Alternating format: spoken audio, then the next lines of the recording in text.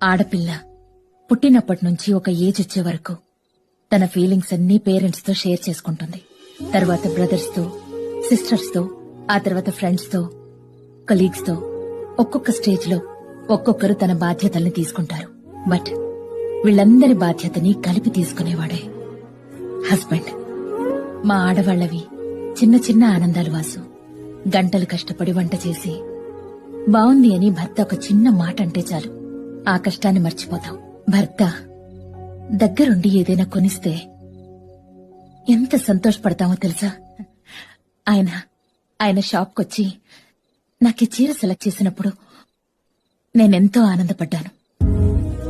ఆడవాళ్లు ఏమీ దాచుకోలేరు అంటారు, కానీ మేము చాలా దాచుకుంటాం, ఒక్క భర్త మీద ప్రేమని తప్ప.